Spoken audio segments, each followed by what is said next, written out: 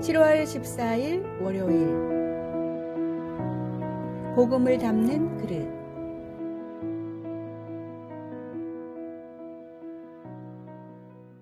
한 대학에서 군대에서의 의사소통이라는 제목의 연구를 진행했습니다.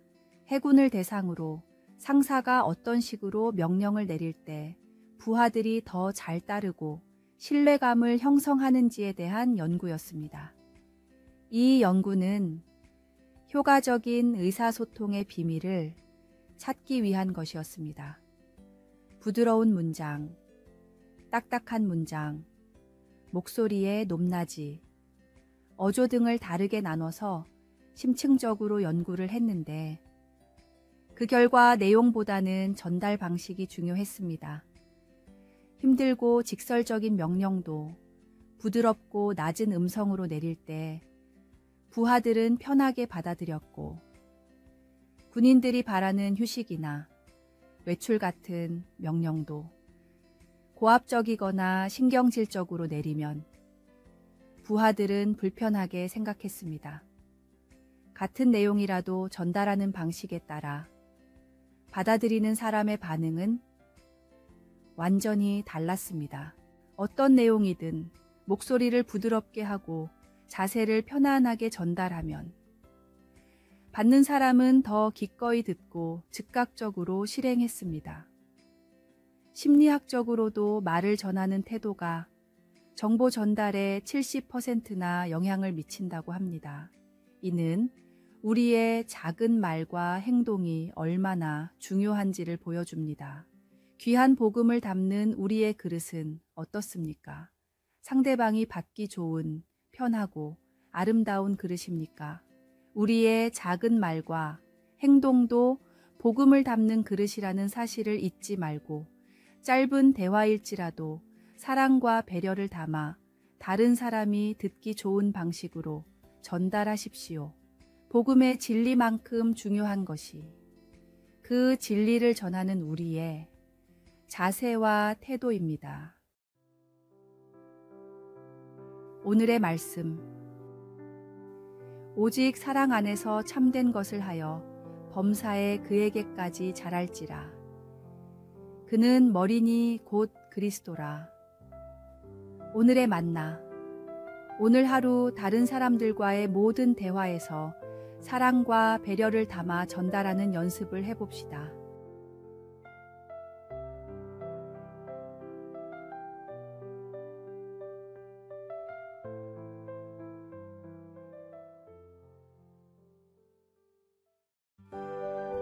(7월 15일) 화요일 동전에 홈이 생긴 이유. 전 세계의 동전들은 대부분 바깥쪽 테두리에 홈이 파여 있습니다. 은이나 금으로 화폐를 만들던 시대에 사람들은 미세하게 동전을 갉아서 떼어냈습니다. 이렇게 모인 조각들을 주조해서 비싼 값을 받고 팔았는데 워낙에 동전을 갉아내는 사람이 많아 멀쩡한 동전이 하나도 없을 정도였습니다. 당시에는 이런 행위가 매우 흔한 일이었고 대부분의 사람들이 별다른 양심의 가책 없이 동전을 갉아냈습니다. 만유 인력을 발견한 뉴턴이 홈이 있는 동전 테두리를 개발하고 나서야 동전을 갉아내는 사람들이 사라졌습니다. 몇십 년 전 일본에선 한국에 500원짜리 동전을 구하는 사람들이 많았습니다. 모양과 크기가 비슷해 자판기가 일본의 500엔으로 인식했기 때문입니다. 대략 6배에서 10배 정도의 이득을 볼 수 있었기 때문에 조직적으로 밀수를 하는 범죄까지 생겨났습니다. 경제에 큰 위협이 될 정도여서 결국 일본 정부는 500엔을 새로운 디자인으로 변경했습니다. 작은 이익을 위해 많은 사람들이 불법적인 일에 가담했던 것입니다. 자신의 작은 이익을 위해서는 어떤 범죄도 스스럼 없이 저지르는 것이 인간의 본성입니다. 본성은 타고난 것이기에 우리의 힘으로는 다스릴 수 없고 변화시킬 수도 없습니다. 우리 안에 자리 잡은 죄악을 깨달을 때 작은 죄에도 넘어지지 않고 교만하지 않을 수 있습니다. 이런 깨달음이 있을 때 우리는 더욱 겸손해지고 하나님의 은혜에 감사하게 됩니다. 오늘의 말씀. 모든 사람이 죄를 범하였음에 하나님의 영광에 이르지 못하더니. 오늘의 만나. 우리의 힘으로 의로워진 것이 아니라 오직 주님의 은혜로 의롭다 칭함을 받았다는 사실을 잊지 맙시다.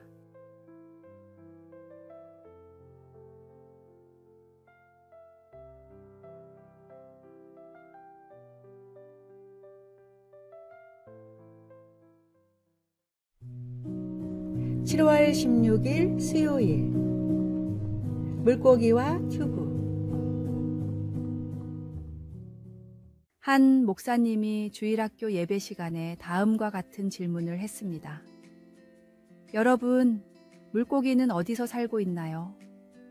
당연히 물속에서 살죠. 맞아요. 물고기가 물 안에서만 살 수 있듯이 예수님을 믿는 사람들은 하나님의 약속인 말씀 안에서 살아갈 수 있어요. 아이들은 고개를 끄덕이며 목사님의 설명을 들었습니다. 목사님이 다시 물었습니다.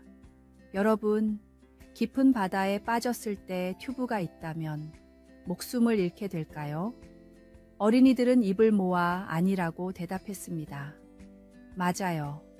아무리 깊은 바다에 빠져도 튜브가 있다면 목숨을 잃지 않아요.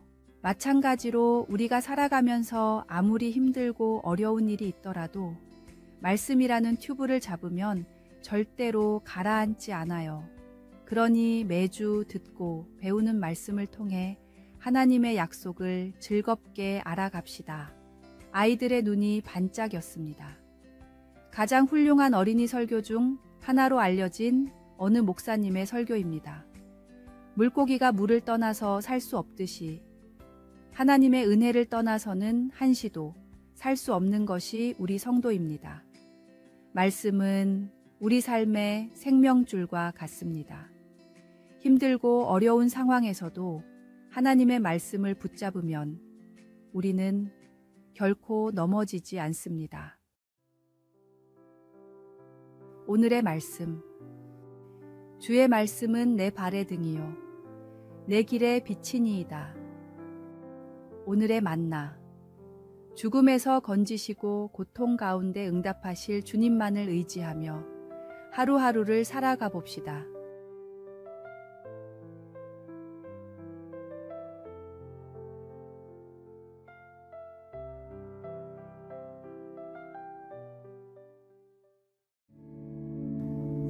(7월 17일) 목요일.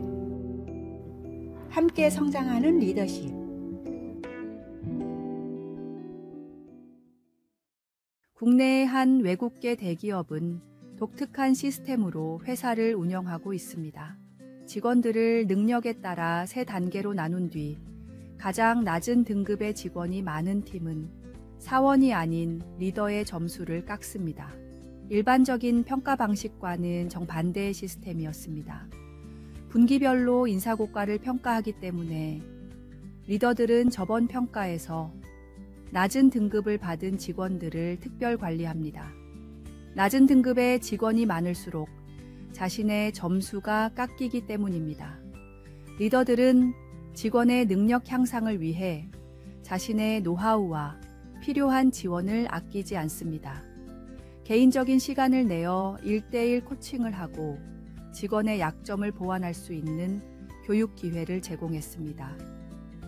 리더의 적극적 관심과 지원을 받은 직원들은 더욱 더 노력해 실력을 성장시키고 이 경험은 다시 직원들과 리더들 사이에서 공유됩니다. 한국에서는 흔한 방식이 아니지만 본사의 방침에 따라서 운영을 했을 뿐인데 이 기업은 몇 년이 지난 뒤 기업 평가에서 국내 굴지의 대기업들을 제치고 인재 양성을 가장 잘하는 기업 6위, 리더를 위한 최고의 직장 3위에 올랐습니다. 뛰어난 능력을 가진 사람들이 그렇지 못한 사람들을 도울 때 리더는 본연의 역할을 다하며 성장하게 되고 도움을 받는 사람은 인재로 양성됩니다. 진정한 리더십은 함께 성장하는 것입니다. 오늘의 말씀. 각각 자기 일을 돌볼 뿐더러 또한 각각 다른 사람들의 일을 돌보아 나의 기쁨을 충만하게 하라. 오늘의 만나. 하나님이 나에게 주신 재능과 축복으로 나보다 못한 환경에 처해 있는 사람을 돕고 지원하는 일에 노력과 관심을 아끼지 맙시다.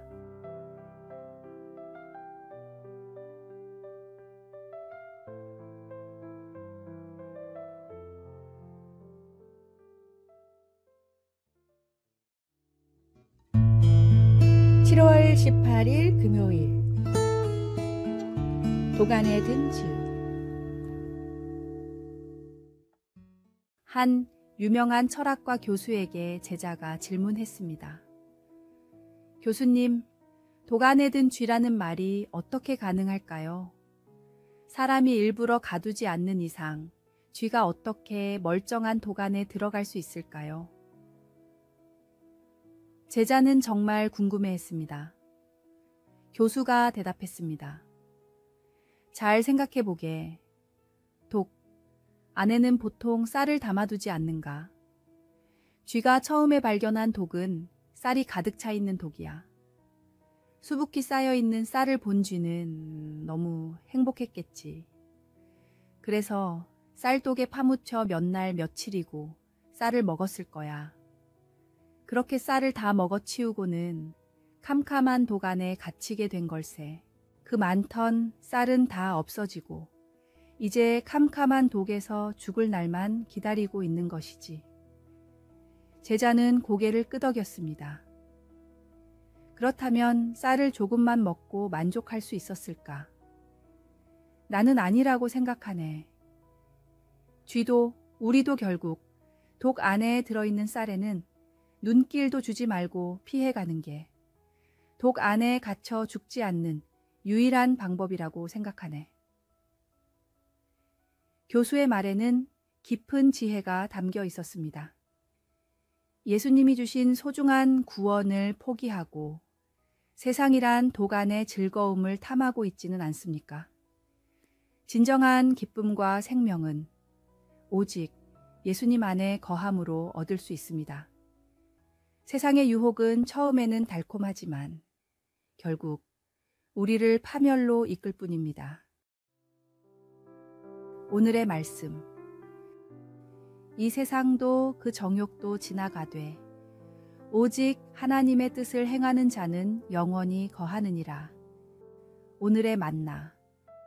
세상이란 독 안에 담겨있는 위장된 즐거움을 멀리하고 주님 안에서 참된 만족을 얻어봅시다.